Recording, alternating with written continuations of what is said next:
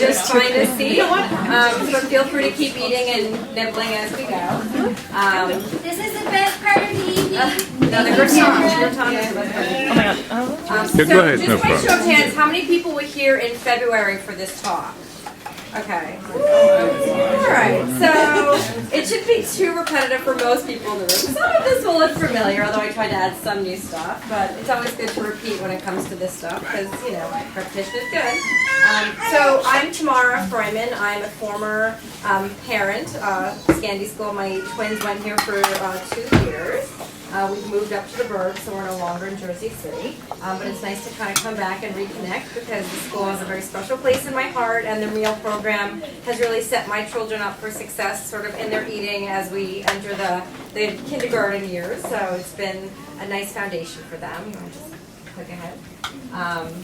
So I'm a dietitian by profession, and I work with an adult population, but I do write a lot about pediatric nutrition for U.S. News, which is one of the things I do in my spare time. I've got 6-year-old twins. I mentioned I'm a former parent. My family is omnivorous. We eat everything, and I just think that that's important to kind of put out there so that nobody thinks that I come into this with some sort of like vegan agenda, that, you know, we eat lots of different things. But find a lot of value in this school's program, regardless of our own personal beliefs and practices. So we're going to talk about 4 things tonight, hopefully. The first is sort of the Bible when it comes to feeding children, and also I think the foundation of how Scandi School approaches meal times in general. So I think it's important to kind of ground ourselves in Ellen Satter.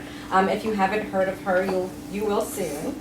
Talk a little bit about sort of how you get a healthy eater, and it's not something that you are just gifted with from the heavens, but it's something that we cultivate in our day-to-day decisions around feeding. And talking a little bit about preschoolers' nutrition needs, because I think this is an area that a lot of parents are very concerned about. You know, is my child getting enough? And I think there's a lot of sort of focus and emphasis on some of the things that probably aren't the right things when we think about preschool nutrition, and so I want to definitely touch on that. And then talking a little bit about what I see as a dietitian and as a former parent about what the benefits of this program has been, especially in retrospect now that I kind of see how my kids have developed as eaters. So we're going to start with Ellen, and if you don't know Ellen's book, they keep a copy here in the library, so when you come for drop-off or pickup, Or at the Kitchen Resource Center. So, you know, feel free to peruse this. If you have children who are difficult to feed, if you're pregnant and, you know, thinking this time I want to do things differently, this is the Bible. It's what every nutritionist really learns. Nutritionists who work with kids on the spectrum, nutritionists who work with obese children, nutritionists who work with sort of all kinds of children really use this as sort of the foundation. And really what Ellen Satter describes is the division of feeding responsibility. That is the premise of the philosophy. And really what it boils down to is that parents and children each have a separate and distinct role in the feeding relationship. As parents, or I guess educators in this case, our job is to figure out what will be served and when. The child gets to decide whether they want to eat it, and if so, how much. And the idea is if everyone stays on their side of the line, things go a lot more smoothly. And a lot of the conflict and the drama and the sort of difficulty in sort of meal times often arises when somebody oversteps their boundaries. When a parent doesn't stop at sort of just putting food on the table and stepping back, but really gets into the sort of, oh, take a bite of that. Oh, just try it. Oh, I'll give you, you know, I'll let you have dessert if you take a bite of this. Once you start involving yourself in the decision of whether a child should eat a food or not, things tend to go badly. And that's especially true with toddlers, as you know, because you know, toddlers and preschoolers are kind of in that developmental phase where they are asserting their independence and their autonomy, and the best way to get a toddler not to do something is to ask them to do it.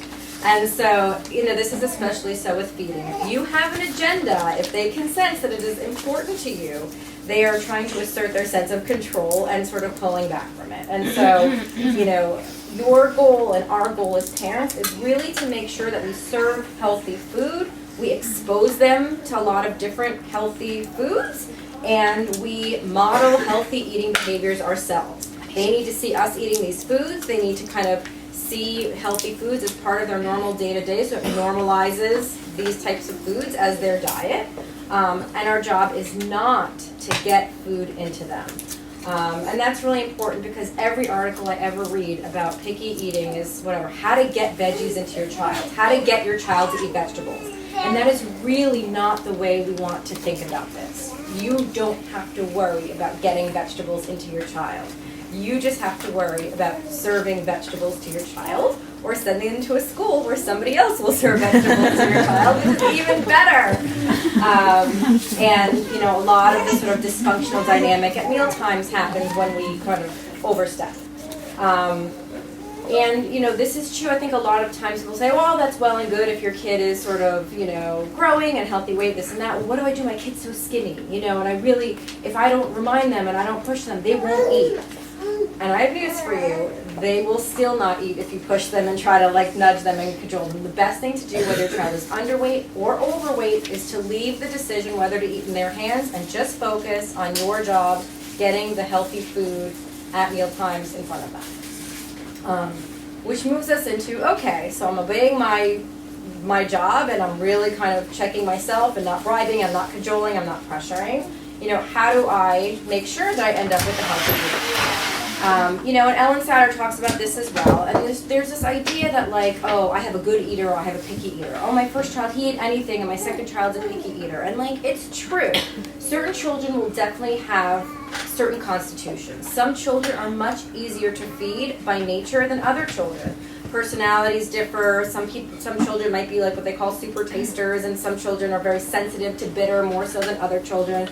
So your child is definitely going to be born with a certain constitution that will manifest in how they eat. And there's no getting around that. But within their sort of innate born constitution, our behaviors as parents and feeders of the children can bring out the best of them and sort of optimize their ability and stretch them, or we can bring out the worst in their abilities and really kind of limit them. And so we can, within the range of what God gave them or nature gave them, we can kind of bring out the best eater in our child or the worst eater in our child and really make sure that we are kind of practicing the type of behaviors that will bring out the best in our child.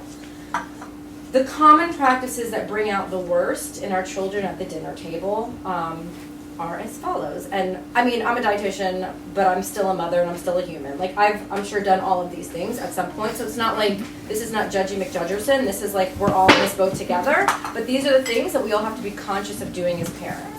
And the first is sort of the catering meals and the short order cooking. Like, well, we're going to eat, you know, something whatever tonight, but the kid's not going to eat that. I'll just make them chicken fingers. Or, you know, we're going to go to this restaurant and we'll just order them a hot dog. You know, when you start kind of catering your kid to kid food and expecting that they're not even going to like this and it's really important that they eat, so I'm not even going to try, and they get a separate meal, then they come to demand a separate meal. And if your job is to acclimate them to your culture's food, they better be served your culture's food and your family's food.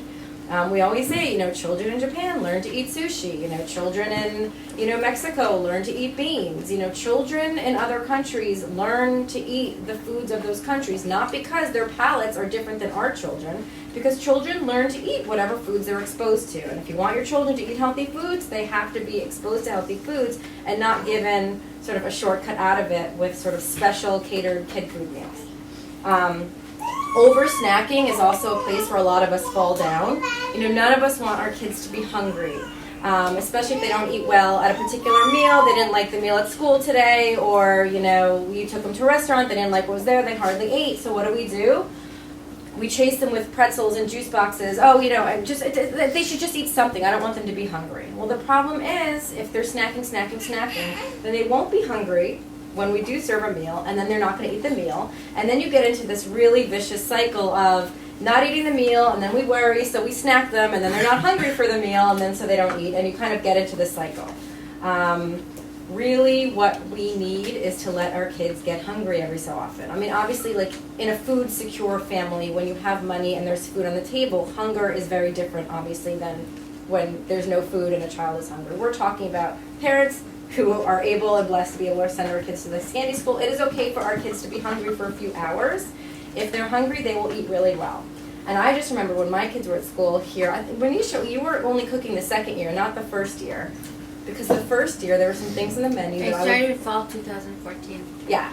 So there was like the first year you weren't cooking, and I remember there's a couple things in the menu, and I would look at the menu every week, and I'm like, oh, on Wednesday, they're going to come home hungry. I know they're not going to like that one. And what I would do is I would take full advantage, and I would cook a meal that was a little bit more challenging, because I knew that that is a meal. If they're going to eat, they are going to eat well, because they're going to come home hungry. That is the mentality. Use your kids' hunger to your advantage. That is a great opportunity for them to eat a great meal. And so, we have to kind of learn to use hunger and to really see the upside in hunger, rather than sort of just trying to quash it and quell it with goldfish. Because it really will kind of promote better performance at their meals if we just let them be a little bit hungry. Also kind of the bribery, the cajoling, kind of giving incentives and sort of ulterior motives to eat other than just hunger. You can eat, you cannot eat. That's what I would say to my kids. I put down a meal, Mommy, I don't like what's on the table. That's okay, sweetheart, you don't have to eat it. That's it. Eat what you want to eat. Really being able to cultivate that poker face, even though inside you're like I spent so many hours making this, you always like pasta, what's wrong with pasta? And then it happens, but to really cultivate your ability to kind of that poker face, that ability to remain neutral. And what happens is once they realize that you're not going to beg, you're not going to force, you're not going to give a hard time, they eat. And if they're not hungry, then they don't eat. And that's fine too, because you don't really want to raise a kid who learns to eat when they're not hungry. That also causes problems. So leave it in their hands. They may not make the decision you want every single time, but overall, over time, they learn to make good decisions for themselves and they self-regulate. The other thing is you really need to step back and take the long view, and it's much easier to say that as a mom of 6-year-olds now that I've served 100,000 meals than it was as a mom of 2-year-olds where, you're still kind of in that new parent phase where, it feels like every meal is super important. Now it's oh man, dinner again, I just fed you dinner yesterday. Recognizing that whether they ate that dinner when they were 2.5 years old, didn't really matter now. We've all gotten past that, but it's hard when your kids are younger, especially, for new parents. But recognizing that raising a healthy eater is a marathon. It is not a sprint. This is a very long-term process. And I've talked to other moms who are oh, I have to keep doing this and keep exposing to these new foods. When does this end? I'm when they go to college. This doesn't end. They are your child. We have to feed them forever. And they're going to go through phases where all of a sudden they're the best eater ever. And then the healthy thing or the things that they used to love, all of a sudden they're going to hate. They're always going through phases, and that's just what we've signed up for. But kind of taking this long-term view and recognizing that the refusal to eat this now, they're literally tomorrow morning just going to wake up and start eating that food as if they've been eating it all along, and make you feel like a loser for being amazed and surprised at it. I remember when we were here, my kids thought quinoa was literally the most disgusting thing. If you told them quinoa, they would think it was dog, I stepped in dog food. Quinoa was the metaphor for dog food. And then they start their new school, and on Tuesdays they get quinoa for snack. And, one day, halfway into the year, they're we had quinoa with snow cheese today. It was so good. And I'm you eat quinoa? They're yeah, we love quinoa. What? It just happens. So just recognizing that it's all a phase. It's all a phase. They will change on a dime, unannounced, unceremoniously. It just happens.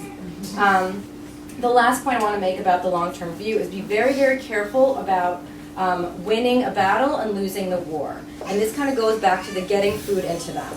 You may get that green bean in the mouth, and you will think that you have won that battle, but you have just lost the green bean war. Because what happens is they have gotten the message that green beans are so odious that someone had to force me and bribe me to put this disgusting green bean in my mouth, and I am never going to like green beans. And so be very, very careful about sort of using tactics to get the food into them, because the amount of vitamin K that you have succeeded in getting into them was not worth a lifetime of avoidance of that vitamin K rich vegetable, trust me.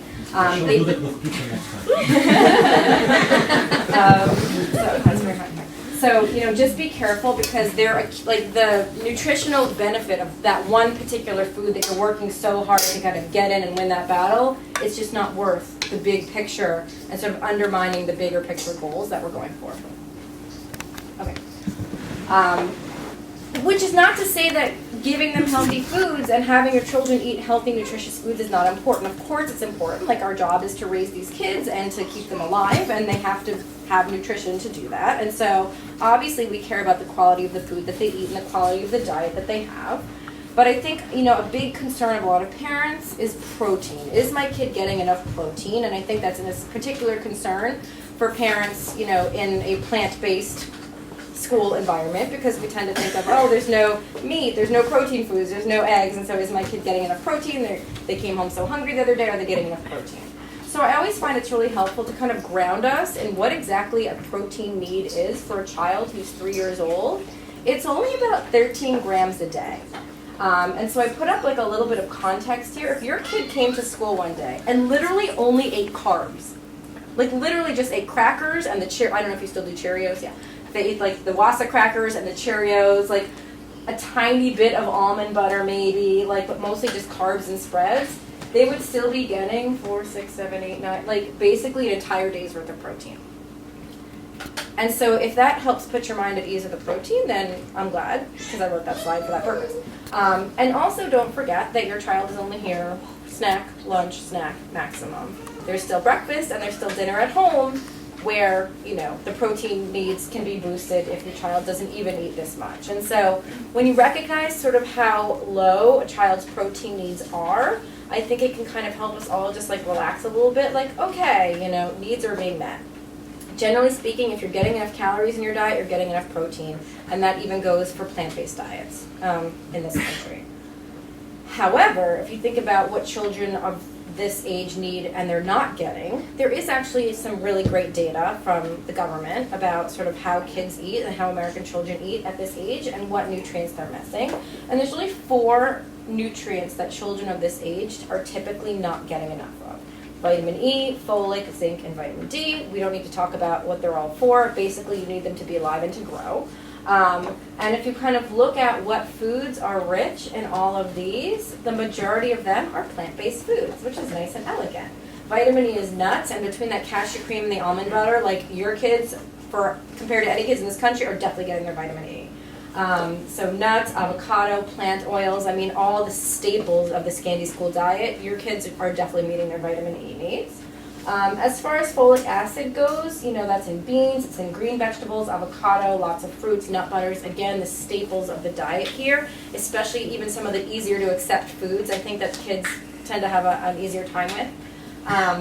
Zinc, again, it's in some animal foods as well, but it's also in a lot of the whole grains, seeds, and legumes, staples of the Scandi school diet. And vitamin D is from sunshine, and your kids get to be outside playing all year long, which a lot of public school kids do. Yeah, exactly. And so vitamin D is not necessarily on the diet here, but it's also not in the diet anywhere else, really, and so that's a sunshine thing. Or a supplement thing, which, in this part of the world is not a terrible idea for people. The other thing that national data show us about kids this age is that they don't eat enough fruit in general and sort of green and yellow vegetables, sort of relative to what's recommended. And again, these are things that they're really being exposed to every single day. We grow a lot of dark green vegetables in the garden that we use. And also the pesto is usually spinach-based pesto, and so it's not like they're eating they're being served like a big kale salad. You guys really kind of incorporate it into sauces and into pestos in a way that, probably a lot of children find more acceptable than sort of a kale salad. And so I think for me the real takeaway is the stuff that you need to worry about is the stuff that your children's diets here at school are really being distorted to as far as the dietary staples. And that's pretty terrific, I think. Okay. So kind of as a dietitian, as a former mom, and especially a former mom of a Scandi kid, of 2 Scandi kids, and also just as someone who kind of has seen the kind of eaters my kids have grown into, having gone here for 2 years, really reflecting on what I think the benefits of this meal program are, is number one, just exposure. There's a lot of stuff that I like all these foods. Obviously, I'm a dietitian. My husband is a picky eater because his parents did not obey the feeding responsibility when he was a child, so they ruined him. So there are a lot of foods that, in my home weren't the staples. I didn't serve these things a lot because he was a pain in the neck about it, and we all need to be modeling the good behavior. And if I sat there and he didn't eat the food, it was So there's a lot of stuff that weren't staples of our diet that they got a lot of exposure to here and started to really like, and then I would start to serve more at home because then he was outnumbered. 3 of us, or one. For us, soups were a huge breakthrough. There's a lot of soups here in the program, and my kids learned how to eat soup and really love soup. And let me tell you, if you can get a kid to really like soup and like accept soup as a meal, you can eat out in so many different places, because you can always get a lentil soup on so many different menus, or a vegetable soup, like, you know, at fast casual places and different ethnic restaurants. So if your kid learns how to like soup, you are so golden. And they are so exposed to all these different soups here, and it's fantastic. And so for us, that was sort of a huge win. Like I said, quinoa, they hated it when they were here, but they were exposed. And I have no doubt that those dozens of exposures here were what led them to just accept it like it was nothing on their first day of their new school, which is a vegetarian school, not vegan, vegetarian. And they eat quinoa like it's one of their favorite grains now. And so, you know, a lot of the groundwork for, I think, the way my children eat was really laid here. You know, raw vegetables. I'm much more of a fan of cooked vegetables. I don't serve a lot of raw vegetables. I don't like making salads at home. So like, I never really expose my kids. I don't like raw cauliflower. I love roasted cauliflower. I cook. And then one day I'm like chopping the raw cauliflower, and my daughter just comes up and takes a piece. I'm like, oh, you're not going to like, terrible, right? Of course you guys. Why would I say that? But I said it. And she's like, oh, no, I like raw cauliflower. We had it at school. I'm like, oh, obviously. But like, we don't serve our kids food that we don't like, because we would assume that they wouldn't like it, and we don't want to make things that we don't like. And so just being exposed to things that you wouldn't necessarily cook at home is such a huge benefit, because you never know what your kid is going to like that you don't like. And so I've got a kid who likes raw cauliflower, even though it's kind of gross. It's very good for you. I'm really happy she likes it. The other thing about this is it's a super low pressure environment. You know, Hannah, I think Manisha described sort of the, you know, we serve it and they can decide whether to eat or not, which is, you know, a page out of Ellen Satter's excellent book. But also just not having their parents here. I mean, even though they love us so much because, you know, we're special unicorns in their lives, our relationship with them is, there's baggage, right? I mean, like, there's power, they're asserting, and when they're here, there's none of that. You know, there's no expectation, there's no baggage, there's no trying to, like, stick one to mom or dad or, like, get extra attention. They can just eat or not eat without any of the emotional context. And I think that they typically can do very well in those environments, and sort of give less trouble in an environment where there's just not that context. They also see each other eating, and there's sort of a little bit of the positive peer pressure. You know, if at home, if they're the only kid at home, and, you know, no other kids are there eating this strange food that you serve, but when you're at school and there's 20 other kids sitting around the table, and at least 7 or 8 of them are eating that thing, you know, courage, right? You see other kids doing it, nobody's dropped dead, like, I'll try it. And so just seeing their peers kind of eating and engaging, sometimes the easier to feed children can bring along the more difficult to feed children by modeling the behavior, and it's wonderful, and it really works that way.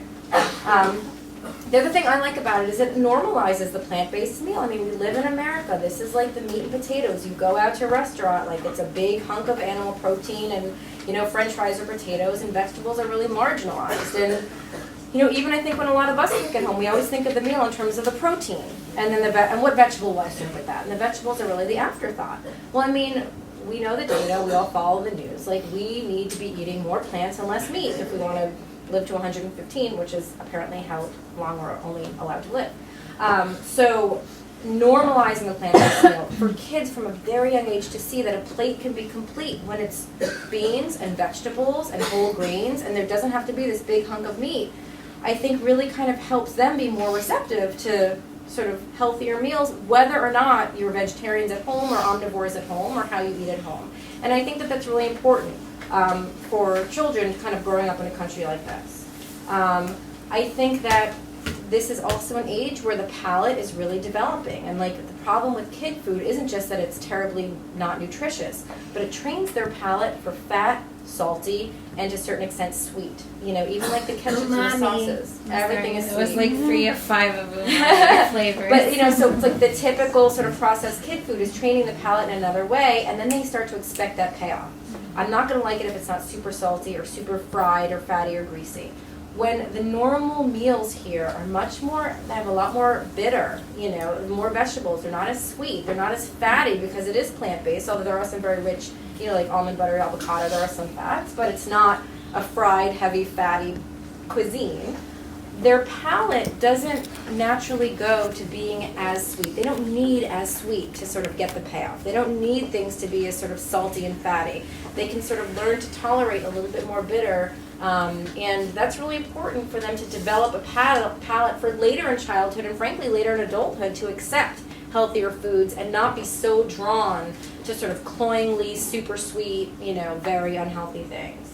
And then last, the thing that I like the best about, we do Wednesday night pizza night, which is right now, and we still do because I need a night off from cooking. And I never felt guilty about Wednesday night pizza night because I know that when they're here, they're being served vegetables at least like twice a day. And so for me, it took a little bit of pressure off the family meal. It's like, yeah, I'm trying to make balanced meals and I'm doing a pretty good job, but once in a while, if we go out for pizza and there's no vegetable, like, that's okay. Somebody offered my kid a vegetable today. I'm off the hook. And so for me, I just felt like it just took the pressure off of me to know that even if I wasn't doing 100% perfect attendance on my offering vegetables at every single opportunity, at least once a day when my kids came to school, they were offered vegetables. Check that off the list. And so for me, I thought that was pretty terrific. I think that's all I have. I'm going to open it up. I just put some frequently asked questions. We don't have to talk about it necessarily if you don't care about these questions, but see, those are the 3 most common questions I get, and so if anyone wants to talk about them, we can, but if anyone has any specific comments or thoughts or reflections or questions about anything we've talked about tonight or anything we haven't talked about, feel free. Yes. What I hear frequently is, why is she or he hungry when she gets home from school? And a lot of this is with the 4 o'clock children who go home. Yeah. And there's this like, well, what's happening at snack? But I experienced this with my 5-year-old. Yeah. I pick him up. So, what'd you bring me for snack? Yeah. Yes. I used to get that too because my kids were the 5:30 pickup, and like they literally just had snack when we would come pick them up.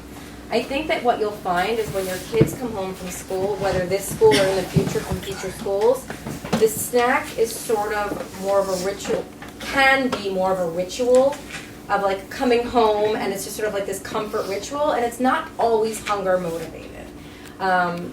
And I do that with my own kids because I know that they get snacks sort of right before they're on their way home. They walk in, Mommy, what's for snack? And if I don't offer them anything that's like super indulgent, like a cookie or something, then they stop asking and they just go play, and then 2 hours later is dinner. So I know that they're not actually hungry, even though the first thing they do is make a beeline for the cabinet and kind of check out the snacks.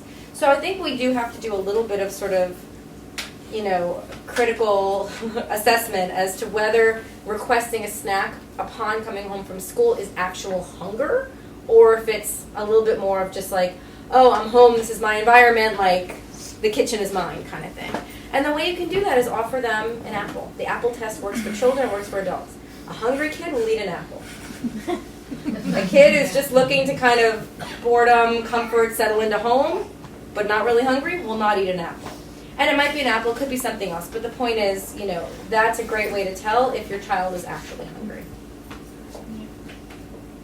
So we have about 10 minutes if you have any specific questions.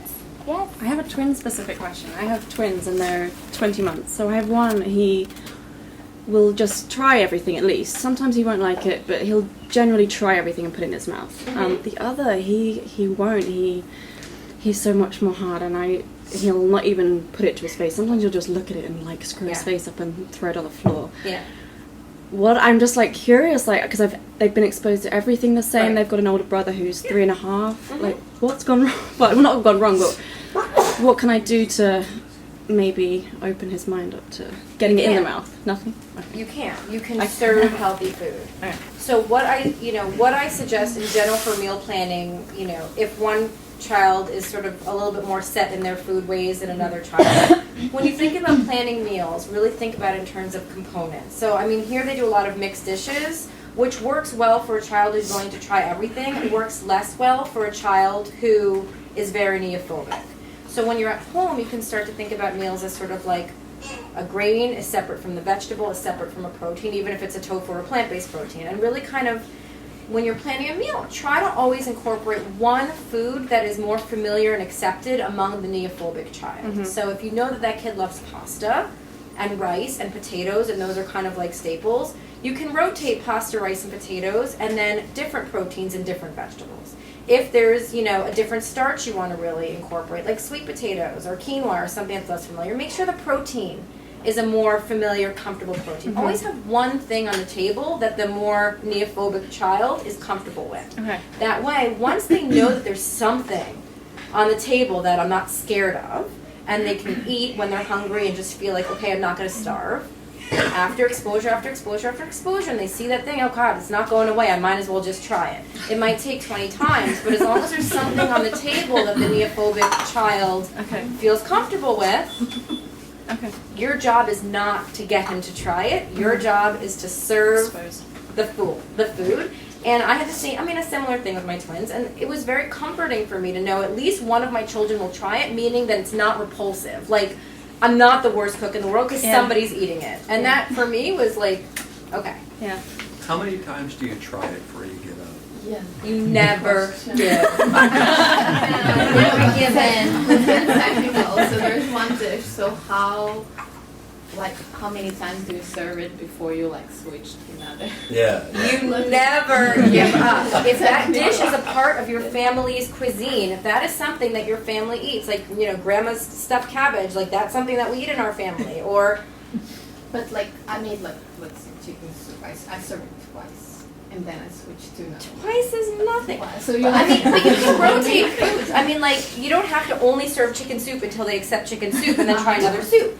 You serve what you want to serve. If you love chicken soup and want to serve it every Thursday night, then serve chicken soup every Thursday night. If you just love soup and want different soups, maybe you do chicken soup once, try it again for 3 more weeks. Your choice. But if they don't accept it after 2 times, you're not even 10% of the way there, And again, it goes back to making sure that your meals have multiple components because they may not eat that chicken soup for a really long time. Luckily, it freezes very well. And making sure that there's always something at a meal when there's something new or something less familiar so that there's always something. And that's why they do here, there's always bread and spreads on the table. If your kid doesn't like the mixed dish or the new whatever, there's always bread, and that's very deliberate because the presence of bread and almond butter and hummus makes a child feel like, okay, even if that is scary and weird and an awful smell or whatever I think of it, I'm not going to starve. I can always have bread. And you can do the same thing at home. Always have bread on the table or always, have a starch that is familiar for them. And you can definitely incorporate some of that at home as you expose to new. That's very much the strategy that we use here. Obviously, we have 2 soup days, 1 pasta day, rice day, quinoa, whatever. Yeah, casserole. So it's just a way for us, that's the comfort item usually, the pasta. Now they eat it with pesto, with no problem. That's their favorite meal because it has the pasta. And then, we see this over and over again when we introduce new flavors, but in the same format, sort of, like the tacos, where they can pick a few things. Right, and that's what's nice about what Tamara is saying is occasionally there are meals like the tacos you see in Atelier where they get to pick and choose. So you have someone who's extremely picky who will only take the tortilla and avocado maybe, or the beans and something else. But then you have, most of the time, 80% of the time, we have composed meals. And then there are the raw veggies on the side, plus or minus the hummus or almond butter. But I think what we see in general, especially when they're younger, is just the exposure, that it helps. And it is really, and as they get older, even though they've been here for a few years, they do decide what they like then, even though they used to eat it, the previous years. But that's everywhere. That's at home too. That's not unique to school. Mm-hmm. I have a 3-year-old daughter, and she is a really, really good eater, has always been a really good eater. Lately, when we're at dinner, every once in a while she demands something different. She doesn't like what's on the table, and she just was gonna ask me for something different. Yeah. I haven't really been giving in, but then I think, hey, that's kind of unfair because I didn't really ask her what she would like to eat. I just made it. Yeah. What's the right way to handle this? Obviously it's your house, your choice. What I personally would do is say, I'm sorry, that's not what I made tonight. If you'd like, I'm happy to make that tomorrow. Okay. But what if she doesn't eat anything that night? I've sent my kids to bed without dinner more times than anyone in this room would imagine from a dietitian. That is their choice. A hungry kid will not starve themselves to death. And also at the end of the day, some kids are tired. Dinner has never been a great meal, especially for my son. He eats breakfast, he wakes up with an appetite, he's got this lusty whatever, and again, he's hungry for a snack an hour after breakfast. as the day goes on, his appetite just wanes. And sometimes dinner, kids are tired, it's been a long day, they're not so hungry. Not all kids are super hungry, and so it's okay, to send a kid to, bed without dinner. Like, okay, sweetheart, you don't have to eat, that's fine. That's okay. But I think so. When I've seen sending my daughter hungry to bed, she would wake up in the middle of the night and ask for something. So it's like, I gotta make sure she eats. Leftovers. There's some shit on the fridge. My dad. I just want to. We've been here, Renisha, and been here recently.